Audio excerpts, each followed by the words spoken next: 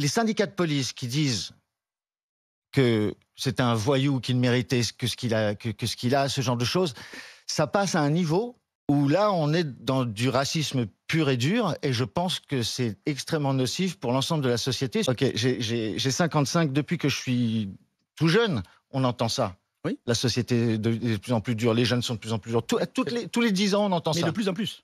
Mais tout le temps. Sauf que c'est pas... La société entière se radicalise. Les choses deviennent de plus en plus dures.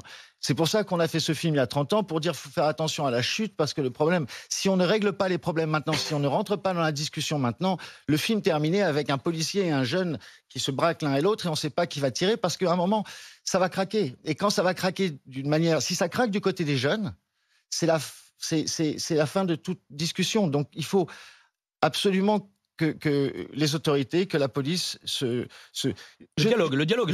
Mais je sais que c'est dur, enfin, évidemment. Et vous avez un rôle, les artistes et les gens connus, hein, dans le dialogue. Oui, évidemment, mais bien sûr, mais c'est ce qu'on fait. On fait des films pour, on fait des trucs, on participe. Mais ça doit venir absolument... C'est un métier être policier. C'est un métier être policier. C'est comme...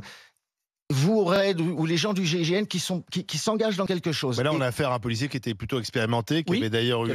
Même des opérations extérieures, des titres, enfin, bref. Oui, un vrai gars d'expérience, oui, c'est clair. Alors, qu'est-ce qu'il faut pour faire craquer un mec comme ça? Voilà. Parce que c'est la vraie question. L'image que je vois, on peut l'analyser tant qu'on veut, comme on veut, elle est terrible.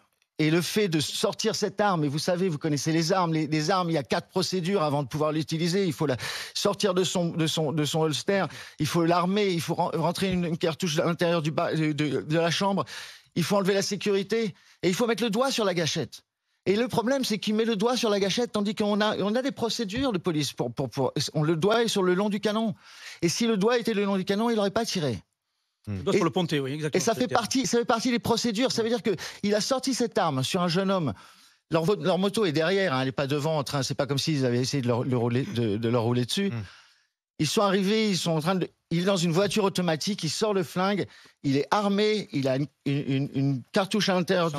Il est chambré et il a le doigt sur la gâchette. C'est professionnellement parlant, moi je peux pas être arrêté par les gens comme ça. C'est terrible. Oui, mais après, d'accord, mais attendez, parce qu'on est face à quelqu'un qui a fait une erreur. D'accord. Mais faut-il faire une généralité? Là, on est d'accord. Et là, en l'occurrence, la justice, elle est en train de fonctionner. Ce policier, il est mis en examen. Il a d'ailleurs été placé en détention provisoire, à mon avis, beaucoup plus pour apaiser pour le protéger. la colère suscitée. Non, mais en plus, la détention provisoire, elle répond à certains critères. En l'occurrence, c'est le risque de fuite, le risque de concertation avec des co-auteurs ou des complices. Bon, bref, là, il y a le trouble exceptionnel à l'ordre public, qui, à mon avis, est le critère essentiel de son placement en détention. À mon avis, il va passer aux assises, ce policier. C'est pour ça que... Non, mais là, on n'est pas en train de parler de... Moi, personnellement...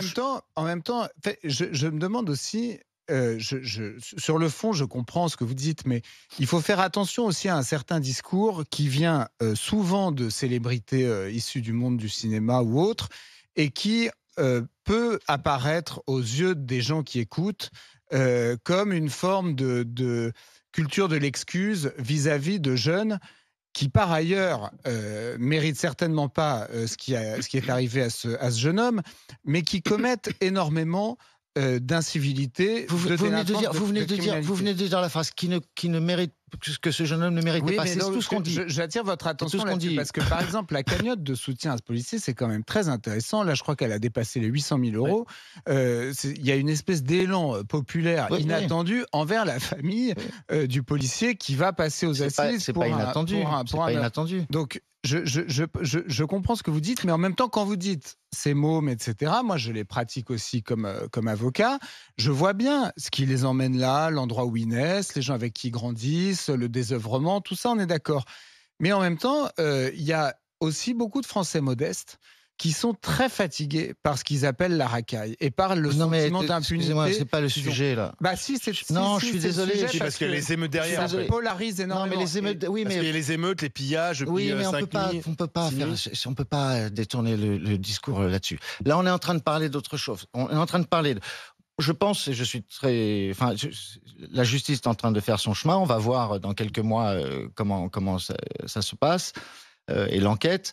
En attendant, il faut rétablir la discussion, le dialogue entre la police, les jeunes. Le problème, c'est que cette cagnotte, elle a montré quelque chose. Elle montre que, comme ce que vous dites là, vous êtes capable de mettre en parallèle toute une catégorie de jeunes dont certains font des conneries et d'autres pas.